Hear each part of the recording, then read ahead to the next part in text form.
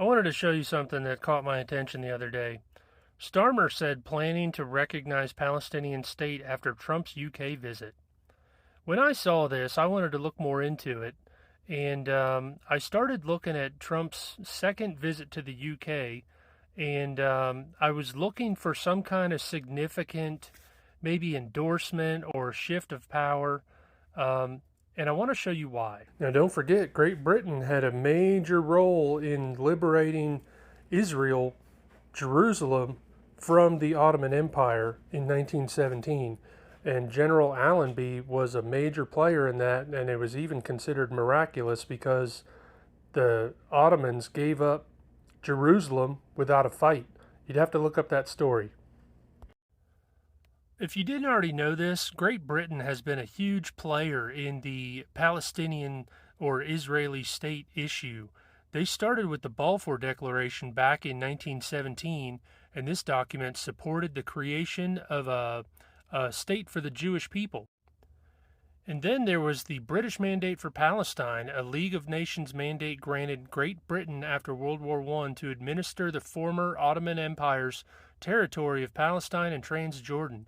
Established in 1922, its key provisions, including the Balfour Declaration, required Britain to facilitate the creation of a Jewish national home, while also safeguarding the rights of the existing Arab population. This dual mandate led to increased Jewish immigration and growing Arab resistance, culminating in the UK handing the issue to the United Nations in 1947 and the end of the mandate in 1948. And as we all know, shall a nation be born in a day, and Israel was born in May 1948. So Great Britain has been involved in this issue for over 100 years. Now, when this article came out, I had some serious questions about it because of what's coming up at the United Nations General Assembly. These guys are supporting a Palestinian state, and then you need to see what's going on with Trump over there. On Trump's first UK visit, he stirred up a bunch of trouble because he walked in front of the Queen. It says Mr. Trump walked slightly ahead of the Queen as they inspected her honor guard. At one point, she gestured to Mr. Trump and appeared to direct him forward with her white-gloved right hand. He walked in front of her and then stopped, which cut off her path and forced her to sidestep around him. Someone said on Twitter, "I'm no royalty expert, but I'm confident cutting the Queen off is frowned upon." It was over in less than 20 seconds, but even some casual followers of the monarchy were aghast at the uncomfortable interaction. But it just came to my attention, a video on C-SPAN. Have a look at this.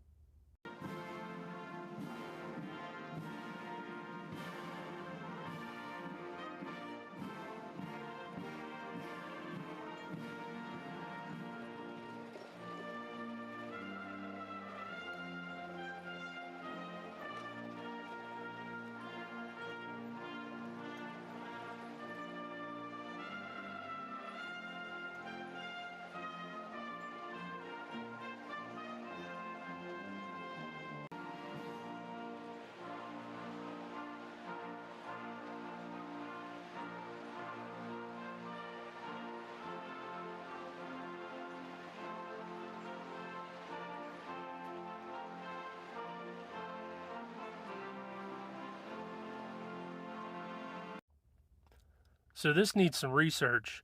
Great Britain has been involved in the Israeli and Palestinian state issue for over 100 years. They just sent their ambassador or prime minister to endorse a Palestinian state, and then Trump is walking in front of the supposed king when previously it was frowned upon when he even stepped in front of Queen Elizabeth for 20 seconds, and yet he's out there just walking the line, inspecting the troops.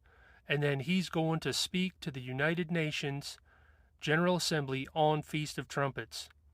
You tell me what is going on here, because I don't know. I don't think that this is just some guy having a little speech. I think that there's something bigger going on here. I'm not saying he is a certain person, but he sure is in a position of influence, and all the things seem to be just falling right in place for him. So keep an eye on September 22nd, because the entire world is gathered together to conspire against Israel and force a Palestinian state in their own backyard. And in Joel, it says that all the nations of the earth would be brought to Armageddon, to the valley of Jehoshaphat, because they parted my land. Now, just a friendly reminder, some of you have probably heard this, but Albert Pike was a Scottish Rite 33-degree Freemason in the 1800s, and he predicted all 3 world wars. The first 2 went exactly as he predicted, and if you haven't heard, here's the third. This is only the first part of it, but it's what's relevant. You can find the rest online. The Third World War must be fomented by taking advantage of the differences caused by the agentur of the Illuminati between the political Zionists, which is Israel, and the leaders of the Islamic world. The war must be conducted in such a way that Islam, the Muslim Arabic world, and the political Zionism, the State of Israel, mutually destroy each other. Meanwhile, the other nations, once more divided on this issue, will be constrained to fight to the point of complete physical, moral, and spiritual and economical exhaustion. I should read you the second half, huh? He said, "We shall unleash the nihilists and the atheists. We shall provoke a formidable social cataclysm which in all its horror will show clearly to the nations the effect of absolute atheism, origin of savagery, and the most bloody turmoil. Then everywhere the citizens obliged to defend themselves against the world minority of revolutionaries will exterminate those destroyers of civilization, and the multitude disillusioned with Christianity, whose deistic spirits will from the moment be without compass or direction, anxious for an ideal, but without knowing where to render its adoration, will receive the true light through the universal manifestation of the pure doctrine of Lucifer, brought finally out in public view. This manifestation will result from the general reactionary movement which will follow the destruction of Christianity and atheism, both conquered and exterminated at the same time." So, what's the conclusion? Sure seems to me that the Brits are conveniently right in the middle of throwing Israel to the wolves. They've got the entire world getting ready to vote Palestine in, and basically try to put Israel's enemies right in their backyard. But Israel's already said no and is expanding settlements. Meanwhile, you've got some guy walking right in front of the king that's speaking on Feast of Trumpets that's right in the dead center of the whole thing. So, I don't know exactly what that means, but it sure is fishy.